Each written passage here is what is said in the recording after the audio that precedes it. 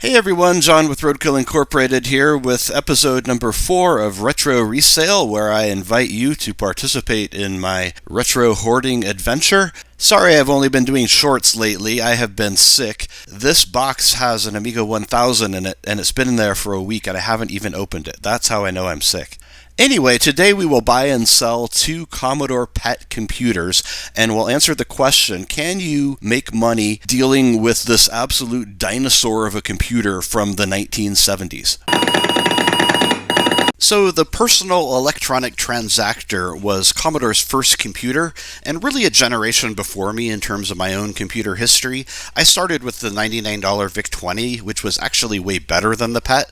The PET was monochrome and had almost no sound or graphics, so it was really boring by VIC-20 standards. I did get a PET 4016 for literally $5 in a thrift shop when I was in high school, so that would have been, let's see, like 1989, but my parents gave it away when I was in college. And that was so frustrating. I can still feel the anger I had at them for that. And honestly, that event was probably one of the triggers that gave birth to my hoarding retro tendency. Most all hoarding starts with some kind of trauma, after all. So yeah, for 30 years I didn't really think about pets at all, and even when I got into retro, they didn't cross my mind because they're so heavy and hard to ship. I mean, why bother with something like that when there's so much else out there? But as I've discovered 1,000 times in business, it's the price that makes all the difference. And if the price is right, any given product can be a good inventory item. I ran across this PET 4016 randomly doing my usual vintage computer eBay search.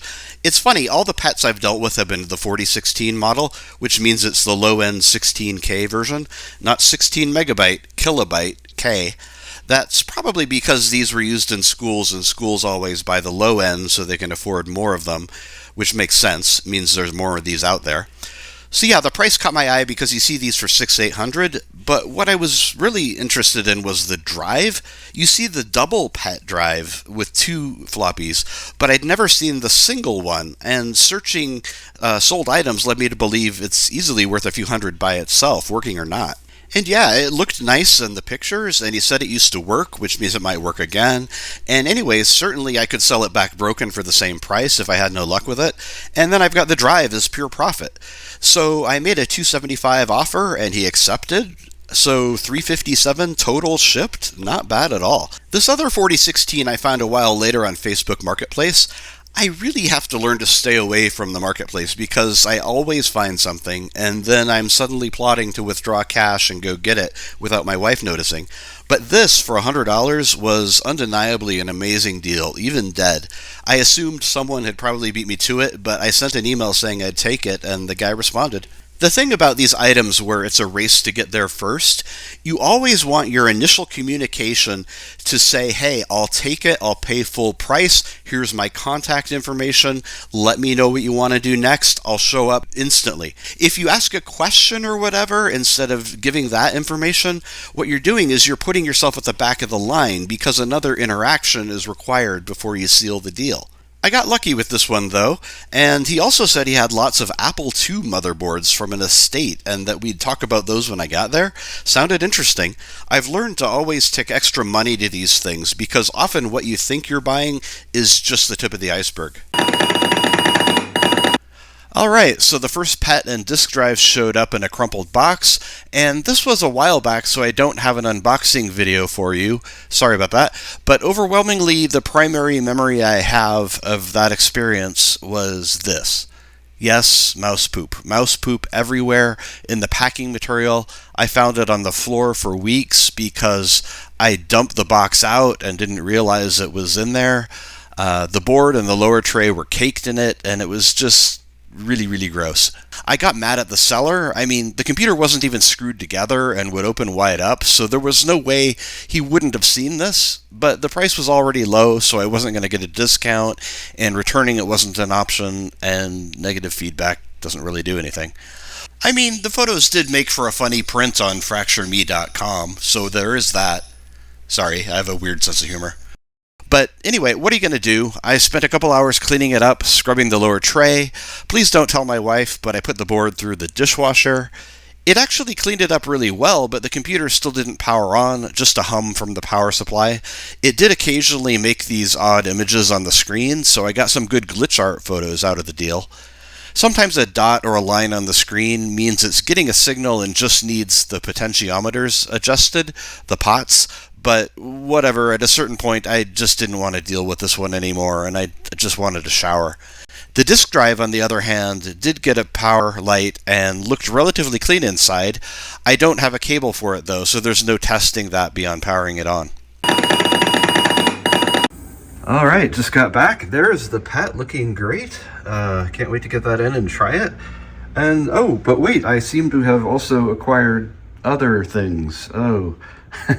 So yeah, Apple II boards, 4 Apple IIs, 2 Apple II original boards, all kinds of stuff. But this will be another video. I don't have time in this video to include this. So it will be a fun one for the future. All right, here it is. It's pretty dirty. Got this cable coming out the side. I checked the fuse. The fuse looks good. Now we'll open it up. Oh yeah, very dirty. I don't necessarily see mouse droppings this time, but it is very dirty. So I will turn it on, and we get nothing. So yeah, PET number 2, relatively uninteresting. When the board was out, I noticed all kinds of bodge wires. Bodge, I don't know how it's pronounced. It's when a trace on a board is bad, so you use a wire to act as a detour past the bad part of the street, so to speak. And I did manage to make another TikTok video of the dishwashing sequence, which cleaned it up some, but still a lot of rust and corrosion in there. Cleaning the case and keys made it look pretty nice though. Okay, so as I mentioned, this was a while ago and eBay deletes a lot of stuff, so I don't have the listing to show you, but I listed the first PET by itself for $6.99 or best offer, and as is condition, of course. I felt it was important to list the drive separately because not every person who wants a PET also wants a drive. I think details like that are very important to keep in mind when you're considering listing a bundle. You want to make the max amount for each item, and you want to make sure you're not shortchanging yourself. Okay, so within a week, someone offered $549 plus 80 shipping, and after fees, we have $457 just for the PET, so that's not bad at all. Now, the drive I listed at $599, and I was surprised that it took literally months to sell, 4 or 5 months. But then again, that's how it is with retro. You're selling niche items, and a drive like this is only even interesting to a small number of PET owners. But it found a buyer for $450 untested, which I was very happy with, and after expenses, that's $365 just for the drive. With PET number 2, I can show you the listing because it was recent. These listings don't need to be fancy, just clear, clean listings with honest, revealing pictures. I state exactly what's happening with it, what's been done, what hasn't been done. Just be super honest, reveal everything, state what's included and not included, what's guaranteed and not guaranteed, and buyers will respect you and trust you because it's obvious that your words have integrity. It's not rocket science. It's not about tricking them or convincing them. It's just about showing them reality. And like the other PET, it also sold very quickly, this one for $425 plus 80 shipping, which I consider very fair due to no signs of life and a really messed up board. So after expenses, that's $421. Now I will say I really don't enjoy packing and shipping PETs. They're big and awkward and heavy, and you have to double box them. The double boxing acts as a shock absorber that takes the pressure off the inside box, and you have to fill the box completely. If there's any extra space in there, that will cause it to bounce around. The most important thing though, because you're using such a big box, is you want to use a double wall box. A double wall box, as you can see here, it's literally 2 sheets of cardboard sandwiched together instead of one. If you pack something this big in a single wall box, it will simply collapse under the pressure of all of the weight. If you need a good double wall outside box for shipping a PET, you can buy the Home Depot heavy duty extra large box. Their heavy duty boxes are all double wall. Okay, so the final word and the answer to the question, can you make money selling these 40-year-old computers? I think you know the answer to that already. PET number 1, after expenses, sold for $457, the drive for $365, and the cost for both of those was $357. So we have a total of $465 profit for pet number one and the drive. For pet number two, after expenses, it sold for $421. The cost was a whopping $100, so there's $321 profit on pet number two. And the total profit for two Commodore PETs, two 40-year-old computers, is $786, which is pretty phenomenal if you think about it.